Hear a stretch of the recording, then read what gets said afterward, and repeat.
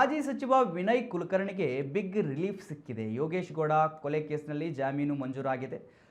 High court Vinay ಕುಲಕರ್ಣಿಗೆ ವಿಧಿಸಲಾಗಿದ್ದ ಜೀವಾವಧಿ ಶಿಕ್ಷೆಯನ್ನು ಅಮಾನತಿನಲ್ಲಿಟ್ಟು ಜಾಮೀನು ನೀಡಿದೆ. ಕೋರ್ಟ್ ಅನುಮತಿ ಇಲ್ಲದೆ ದೇಶ ಬಿಟ್ಟು ಹೋಗುವಂತಿಲ್ಲ. 5 ಲಕ್ಷ ರೂಪಾಯಿ ಬಾಂಡ್ ಹಾಗೂ ಶ್ಯೂರಿಟಿ ಒದಗಿಸುವಂತೆ ಹೈಕೋರ್ಟ್ ಆದೇಶಿಸಿದೆ. ಕುಲಕರ್ಣಿ ದೋಷಿ ಎಂದಿದ್ದ ತೀರ್ಪಿಗೂ ತಡೆಯಾಜ್ಞೆ ನೀಡಿದೆ. ಕುಲಕರ್ಣಿ ಸೇರಿ 10 ಆರೋಪಿಗಳಿಗೆ ಜಾಮೀನು ಮಂಜೂರು ಮಾಡಿದೆ. ಕುಲಕರ್ಣಿಗೆ ಧಾರವಾಡಕ್ಕೆ ಹೋಗಲು ಕೋರ್ಟ್ ಅನುಮತಿ ನೀಡಿರತಕ್ಕಂಥದ್ದು.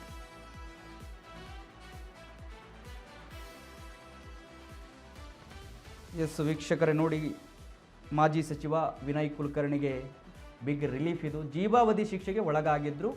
ಬಿಜೆಪಿಯ ಯೋಗೇಶ್ ಗೌಡ ಕೊಲೆ ಪ್ರಕರಣದಲ್ಲಿ 2016ರಲ್ಲಿ ನಡೆದಿತ್ತು. 10 ವರ್ಷಗಳ ಕಾಲ ಸುದೀರ್ಘ ಚರ್ಚೆ ಆಯಿತು. ಅದರ ಬಗ್ಗೆ ವಾದ ವಿವಾದಗಳ ನಂತರ ಅದಾದ ಮೇಲೆ ವಿನಯ್ ಕುಲಕರ್ಣಿ ಅವರು ದೋಷಿ ಅಂತ ಹೇಳಿ ಕೋರ್ಟು ಆದೇಶವನ್ನು ಹೊರಡಿಸಿತ್ತು, ತೀರ್ಪನ್ನು ಕೊಟ್ಟಿತ್ತು. ಆದರೆ ಆ ಒಂದು ಆದೇಶಕ್ಕೆ ತಡೆಯಾಜ್ಞೆಯನ್ನು ನೀಡಿ ಇವಾಗ ಜಾಮೀನು ಮಂಜೂರು ಮಾಡಿದೆ. ಅವರಿಗೆ ಬಿಗ್ ರಿಲೀಫ್.